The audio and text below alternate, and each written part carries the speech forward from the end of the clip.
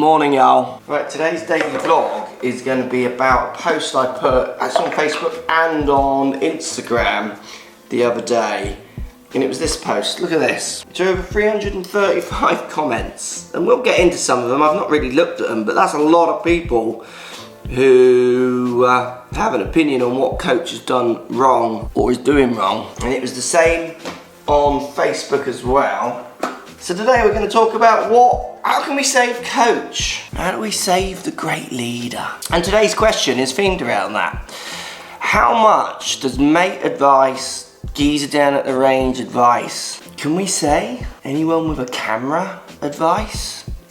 We're at that point now in this development of the world of YouTube and what have you. Does it help and harm? You know, I see so much poor advice going out there from pros and amateurs, and it's anyone with a camera at the minute. It's an interesting place to be. Does it help or does it hurt? Is it not just the same as that geezer down at the range who just spends a lot of time there, is a little bit sad and just wants to give everyone tips because they just want someone to talk to? Is it a bit like that? Down there, let me know.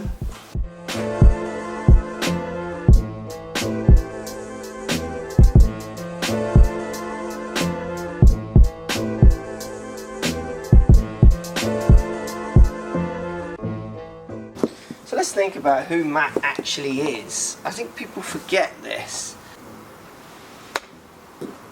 So unfortunately for Matt, he isn't someone who can just turn up. You can't just turn up and play golf in some respects in the way that maybe me or certainly Dan can, well, Dan practices more, but I mean I keep practice a little bit in, but even if I don't, my long game, that bit that's really making coach not kind of be in the holes, just doesn't stand up. Think about when coach is playing well, he's on and off even in one round. He's not just there all the time. He'll have 3 birdies and then 4 holes he doesn't contribute in, and then an eagle and a few pars. That's his style of golf because his long game is what is so unreliable for him. If you think about my game, my long game's relatively responsible. It doesn't break down that often. My chipping is what I have to work at. That's why you see me out here today.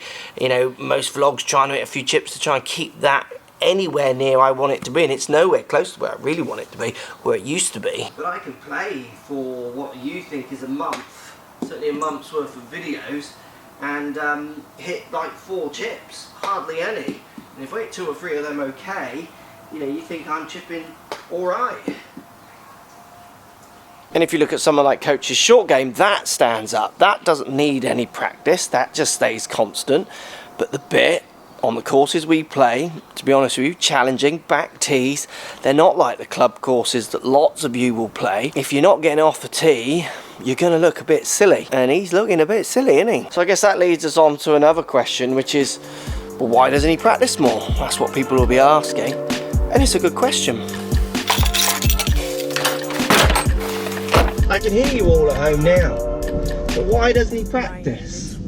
Now this has been a common problem with pros for years actually, and people not often understanding the role of a PGA Pro, and often like, I've changed the role of a PGA Pro, certainly for the ones I work with, and obviously as well lots of other ones as well now.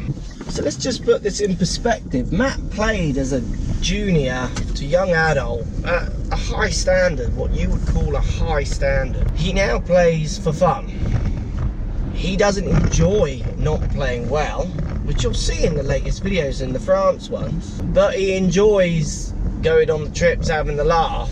He would rather play better. And to do that, he knows he's got to practice. But he's just bought a house. He's got a mortgage, and with every new house you want new things for him. He's got a busy coaching diary. He also edits as well. So the fit practice in, he would have to give one of those things up. And at this point of his life, I understand that he doesn't want to give these up. I wouldn't. We're watching him basically practice in front of you. That's what he's doing. He's practicing in the course vlogs on some of the world's toughest courses from the back tees, and he's practicing a skill that will be really punished if he doesn't get it right, his off the tee game. And when you spend your day in golf, so Fanula, my eldest, gets it with me, and I've said it in her video, Where there are benefits to having me as a golf dad, there are lots of negatives.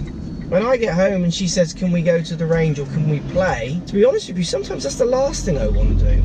I've been at golf all day.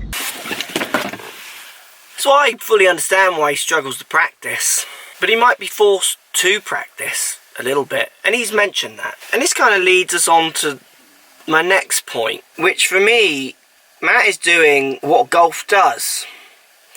He's just doing it on camera. He's the first person to show it on camera. And obviously we get to see emotions because he's struggling to accept that there's balance, that things might have to not happen for other things to happen, like not be able to practice, to then still enjoy home and work, or letting one of them drop a bit, you know, finding that balance that lets you all get everything you need. I'll show you what I mean. The last point I think is the biggest point of this video, and one I think where lots of you and people thinking about why, you know, what's wrong with golf, all those kind of questions, you know, hopefully will join in the debate with.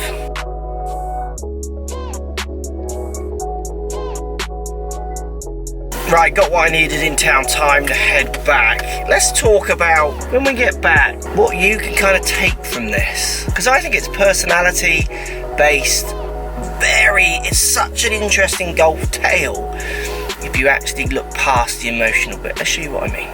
So I think Matt is actually living on camera the struggles that golf have. It relates to people's ideas of slow play. It relates to why numbers go down.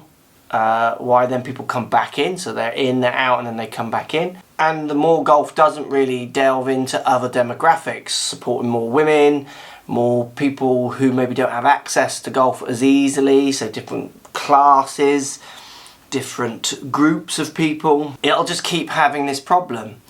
So at Matt's age, he's doing that bit, like I say, where he can't fit it all in. So something has to give. And the first thing that gives, the economic crisis proved it, the first thing that gives is your leisure time. That's the thing that goes, because it's the overspend, it's the luxury, it's the thing that doesn't actually need to be there. You've got to work, you've got to have relationships, you've got to pay your mortgage. They're there. And it just so happens that Matt's job is golf, and then people get tricked into thinking, well then if he's in golf he should be able to do it all the time. Well no, he dedicates his time actually to being the best coach he can be. And watching Matt's development as a coach over the years I've worked with him has been fantastic. He's one of the best coaches I know out there, and he was in a job where you could argue his coaching ability wasn't going anywhere, because he wasn't really having access to information that he needed, and certainly opportunities that we get, the people we get to talk to and learn from. And he's taken that and really run with that.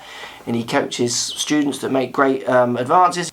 He can dictate a good fee for his ability as well, which makes me really proud as someone who'd watch him develop like that. But you see him more as someone who plays in these vlogs, and then you think that pro golfers play golf, and we don't.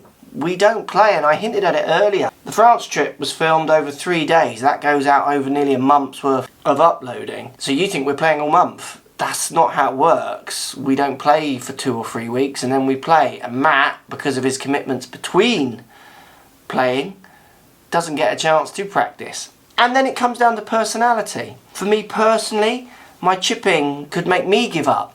It could make me stop, but it doesn't. I actually quite like, as a coach and a human, always have growing up, I like these challenges. I love trying to learn, relearn, develop. I really like that. But lots of people don't. They get confronted by something that maybe isn't a priority in their life, like Matt hitting fairways. That's not a priority at all. Doesn't pay his mortgage. He's going to be on videos regardless because he's a great personality, and he's got loads of other content which will come to another point that he can deliver down the line. He doesn't have to be playing. But it gets to that point in your personality where you choose to let it beat you or you go more at it. We need to get Coach to go more at it. I think it'll make the trips more fun for him, and they're already fun. And I think as he develops and settles into his house and realises that the jobs are done and that he can pay the bills and all those kind of things, he'll dedicate more time to it. So the actual real thing here for me, which is the reason I actually did this video, like lots of you are thinking, right, surely it's because, I'll do the comments bit at the end, is fantastic.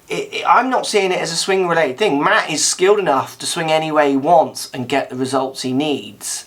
For him, it's about him being in a frame of mind to want to take those demons on head on and get a grip of them. And it's the same for you down that lens.